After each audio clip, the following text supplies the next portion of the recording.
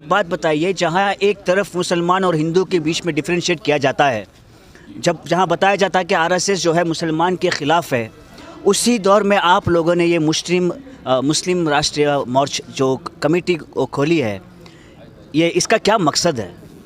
देखिए, मुस्लिम राष्ट्रीय मंच जो है आरएसएस का एक शाख है। तो कर्नाटक में तो ये नया है, लेकिन भारत में जो उत्तर भारत में जाएंगे तो सब जगह हर एक स्टेट्स में इसके शाखे हैं। आप सबका फिर से स्वागत है, मैं इब्राहिम आपके साथ। दोस्तों, आज हम आए हैं बेंगलोर प्रेस क्लब में, जहां मुस्लिम माइनॉरिटी मोर्च कमेटी लॉन्च हुई है। जहां दोस्तों ये एक ऐसी कम्युनिटी है जो आरएसएस से जुड़ी हुई है, जिसमें कहा जाता है कि ये मुसलमानों को जो है मिलाने का काम करेंगे आरएसएस के साथ। तो ये क्या है, इन डिटेल इसके बारे में हम बात करेंगे आज इस कम्युनिटी के जो स्टेट प्रेसिडेंट है, कर्नाटक का स्टेट प्रेसिडेंट इलियास अहमद से, और जानेंगे कि ये क्या है और इनका मकसद क्या है इसका।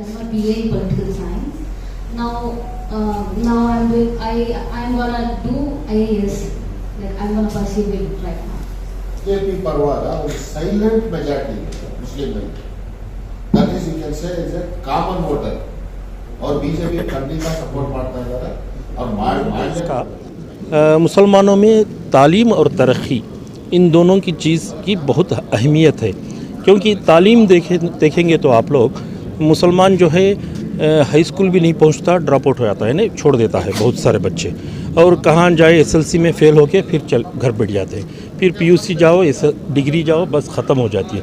तो उनको तालीम पहुंचाई जाए। और तरक्की, मुसलमानों की तरक्की एक ऐसी बात है, एक एजेंडा ऐसा है, हर एक आदमी करता है, हर एक आदमी कहता है, लेकिन करता नहीं है वो मुसलमानों के लिए। तो हम उसको करने के लिए इधर आए हैं। सर, आप इस बात से वाजिब है कि जिस तरह से लव जिहाद बोल के मुसलमानों को मारा गया, गौ माता का नाम लेके मुसलमानों को मारा गया, मॉब लिंचिंग में मुसलमानों को मारा गया, उसी तरफ आप अगर मुस्लिम राष्ट्रीय मोर्चा करके मोर्चा खोलोगे तो आपको नहीं लगती कि यह आरएसएस वालों की एक चाल है मुसलमानों को जो है गुमराह करने के लिए? जी, मैं सबसे पहले ये बात कहना चाहता हूँ कि आपकी लव जिहाद क्या इस्लाम में इसको इजाज़त है? तो सर, ये हिंदू में भी है। नहीं, हम तो लव जिहाद का जब नाम ले लिया तो मुसलमान का नाम हो गया। वो वही बात कर रहा हूँ मैं। लव जिहाद क्या इस्लाम में है? लव की बात है, इस्लाम में जायज़ नहीं है ना, तो इसको क्यों हम अहमियत देंगे? जिहाद जो है, जिहाद किसको कहलाते हैं? जिहाद जो है उस ज़माने में होती थी जिहाद, आज कहाँ से है जिहाद? इसको भी कहते हैं कि हमारे में जो बुराई है उसको निकालने को भी जिहाद कहा जाता है। तो हम वो जिहाद क्यों नहीं लड़ रहे हैं, उसको क्यों आप इस बारे में क्या कहोगे? भारत माता की जय का प्रोपेगेंडा निकाया था, बोलो भारत माता की जय या भारत माँ की जय नहीं बताने पर मारा गया था, शायद आप इस बात से वाजिब है। तो कहीं ये आरएसएस का भी आप जो मुस्लिम मोर्चा निकाले हो, तो उसी में फिर कहीं सबको मिलाकर ये ना कह दे कि भारत माता की जय बोलो। लोग ऐसे भी अक्सर हम लोग भी करने के लिए तैयार है कि भारत माता की जय, इसमें कोई बुरी बात तो नहीं है, लेकिन उस बात पर मुसलमान को मारना ये बहुत गलत है। अभी थोड़ी देर पहले प्रेस मीट में कहा था, मोहन भागवत जी ने इस बात को लेकर ही एक बयान दिया था कि जो भी आदमी मुसलमान के ऊपर हाथ करता है, यानी उसको तकलीफ़ देता है, वो हिंदू नहीं होता। तो इससे बड़ा और साबुत क्या चाहिए कि आरएसएस ने मुसलमानों के साथ है? उन्होंने खुलेआम इस बयान को दिया है, जो भी मुसलमान के ख़िलाफ़ है, जो भी मुसलमान के ख़िलाफ़ हाथ उठाता है, मॉब लिंचिंग हो, जो भी चीज़ हो, उसके ख़िलाफ़ जो करता है वो हिंदू नहीं है, कहा है। सिर्फ आरएसएस जो है, जाहिर सी बात है कि पूरी दुनिया को पता है मुसलमान के अगेंस्ट है। तो आपको क्या लगता है, आपकी कमेटी में मुसलमान ज्वाइन हो गए?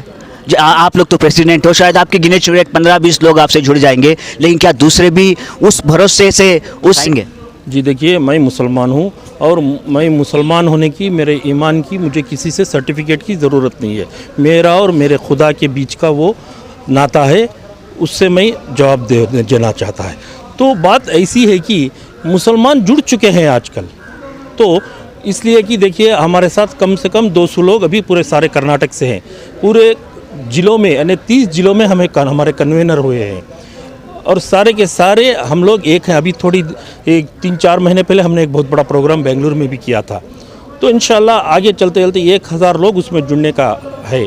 इस साल में दिसंबर तक 1000 लोग की हम मेंबरशिप बढ़ाएंगे उसमें। एक आखिरी सवाल है आपसे, आप देख सकते हो बीच में जो है अजान के बारे में तकलीफ हो रही थी, आरएसएस वालों ने जो है अजान बैन करने के लिए वो जो है बंद कर दिया जाए, तो कहीं अभी एक सर्कुलर निकला था वक्फ बोर्ड से कि उसमें अजान नहीं देना चाहिए ना, फजर की अजान नहीं देना चाहिए बोल के एक सर्कुलर निकला था, जिसको हुकूमत के ऊपर उंगली दिखाया गया। तो जाके उसको उसके खुलासा करने के बाद ये पता चला कि एक हाई कोर्ट सुप्रीम कोर्ट का ऑर्डर है, उसमें सिर्फ साउंड के बारे में कहा गया था, यानी फ्रीक्वेंसी जो साउंड होती है ना, उस साउंड के बारे में कहा गया था। यानी एक रेसिडेंशियल एरिया जो होती है वहाँ पे इतना साउंड होना चाहिए, और स्कूल्स वगैरह होते हैं इतना चाहिए, और जो फैक्ट्री वगैरह होती है वहाँ ज़्यादा साउंड देना चाहिए। सिर्फ इसको कहा गया था। सिर्फ मस्जिदों में अज़ान के लिए नहीं कहा गया था, मंदिरों में भी कहा गया था, हर जगह भी जहाँ भी माइक इस्तेमाल होता है वहाँ उसके लिए कहा गया था, सिर्फ अज़ान के लिए नहीं कहा गया था।